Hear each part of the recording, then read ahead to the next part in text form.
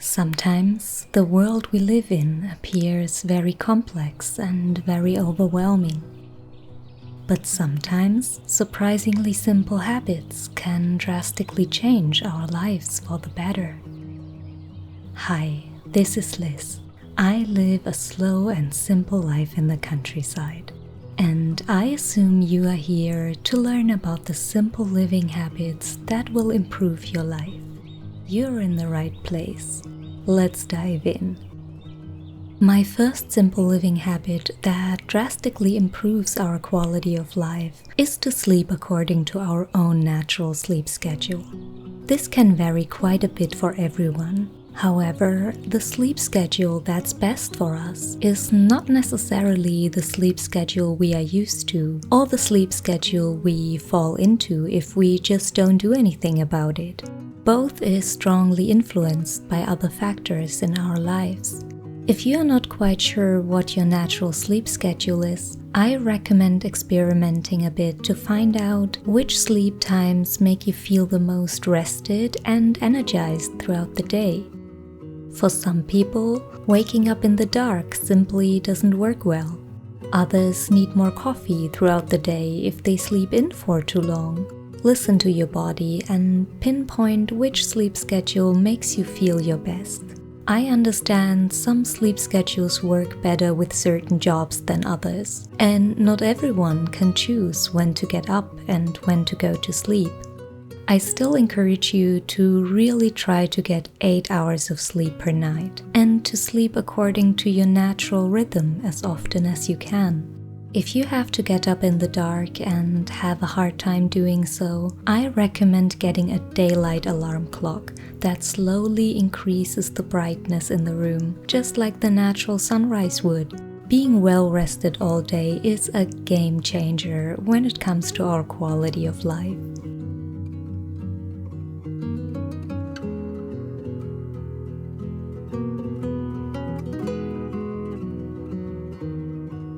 My second simple living habit is starting the day calmly and positively.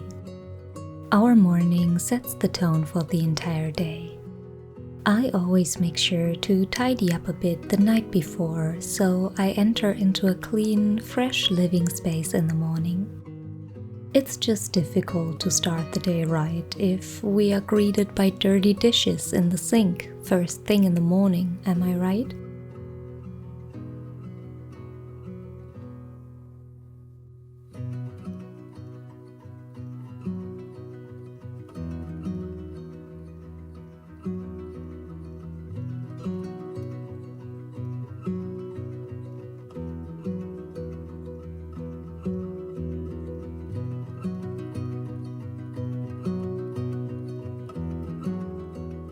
If you can avoid it, don't start your day in a rush. Even if we are busy, it is so beneficial to at least get a healthy, nutritious breakfast and a nice hot cup of our favorite drink, so we don't have to tackle the day on an empty stomach.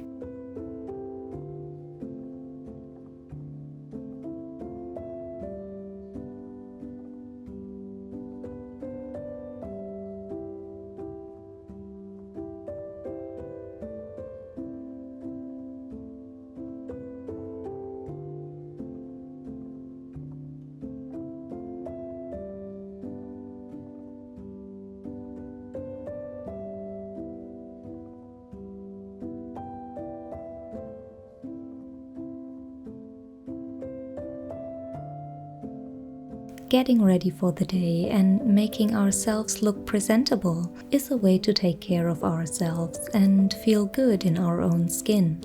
Even if we don't have huge plans for the day or are working from home.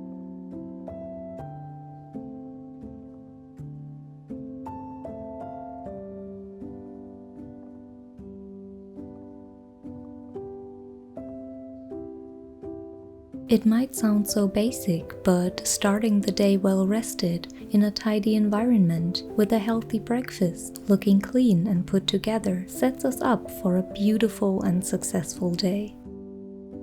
Which leads us right to the third simple living habit. I highly recommend having a fixed routine for everything related to our health and appearance. This can mean different things for different people, so we can tweak this according to our needs. But I will have a fixed appointment in my calendar for all those things we kind of know we should be doing regularly, but often skip, such as flossing, taking care of our nails, doing face masks or hair masks, etc. Let's not start frantically flossing 2 days before our dentist appointment, or realize that our skin is as hydrated as the Sahara Desert right before our sister's wedding.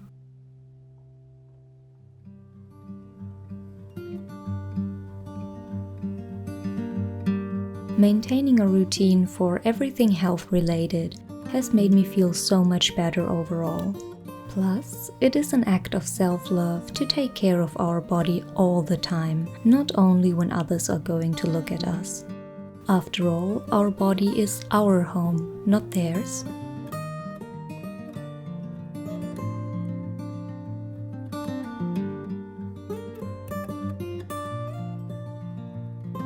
Oh, and speaking of our body, there is something else.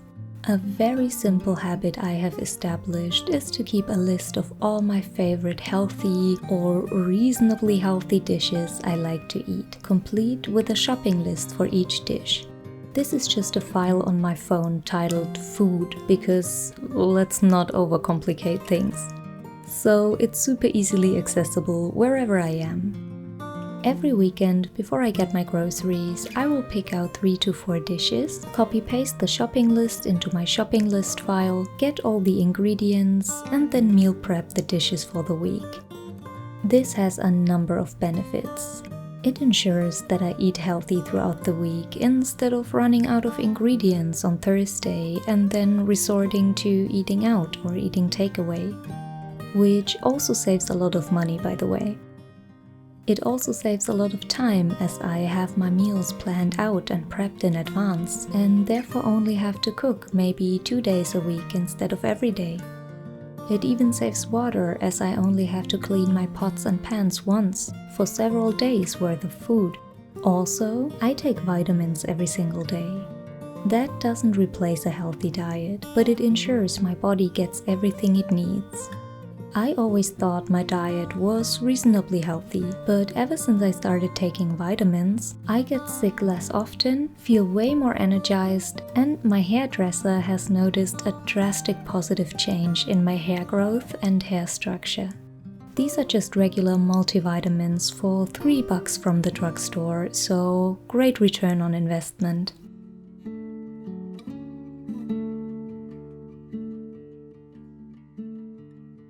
Go outside and walk a few steps, even if it's just 20 minutes. Do it right after watching this video, no excuses. Every day after work, I'll go outside for an hour and just spend some time in nature. This is such a tiny habit, but it has so many benefits. Not only is fresh air and sunlight generally a very good idea for our bones, our immune system, etc., it is also incredible how this little bit of exercise every day adds up over time. It has a number of mental health benefits as well. A walk allows us to listen to our own thoughts for a bit, a chance we very rarely get nowadays with everything constantly going on around us.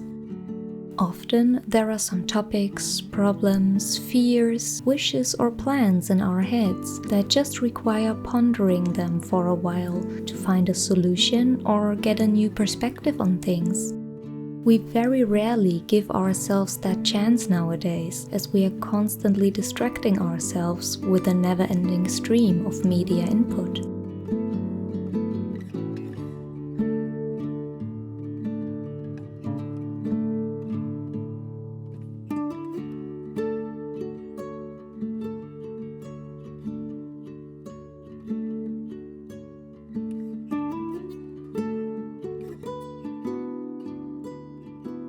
Okay, now let's talk about the people in our lives. Are you familiar with feeling guilty because there are so many lovely people you haven't talked to in a while, or whom you get to see way too little simply because you are both busy adults with a job and a life? and you sometimes think of them and you know you should be getting in touch, but you simply never really get round to it. I made it a habit to keep a rotating list of people I want to reach out to. I know this sounds unnatural, but let's be realistic. It ensures I don't lose touch with the people that are important to me, even if they live far away. What's super helpful as well is to have a fixed day of the week or the month to meet or call a specific friend or friend group. This makes it a lot more likely for meetups to actually happen, as the date and time are always on our calendar in advance.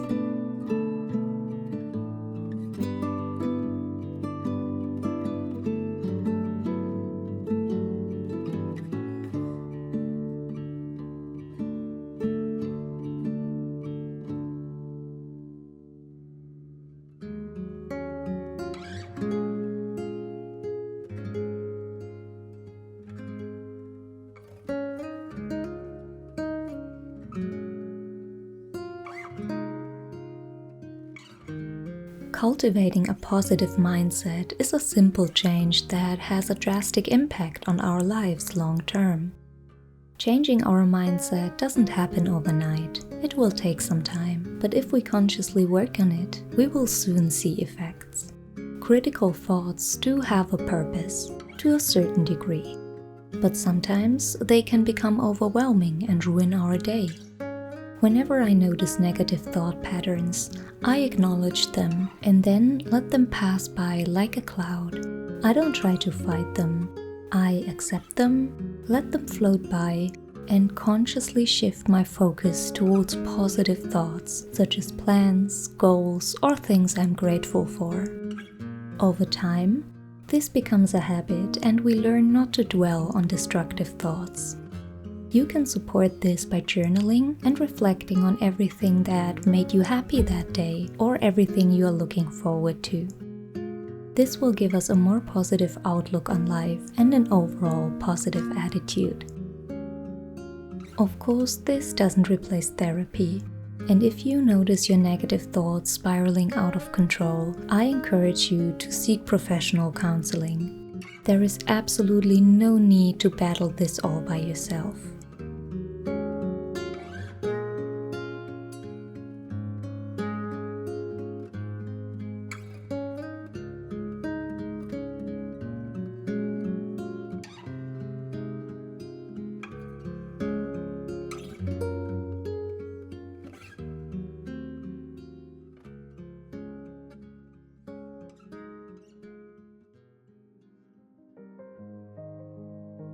Be a friend to yourself and treat yourself the way you would treat a friend.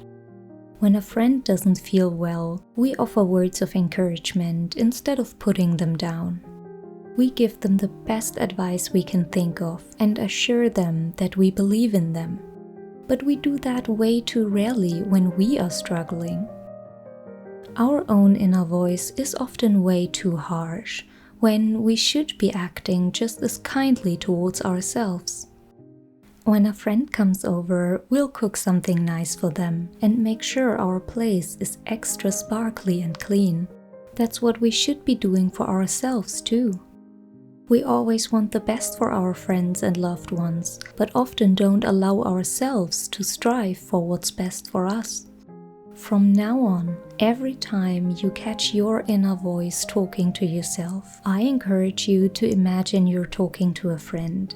And you can even imagine a specific friend or loved one here if you like. Would you speak more kindly? Would you want to make them feel good? Every time you are doing something that is only for you, I encourage you to imagine you're doing it for a friend. Would you put in more effort than for yourself? This can really open our eyes to how harshly we often treat ourselves, and how much kinder we could be to ourselves if only we treated ourselves the way we treat our loved ones.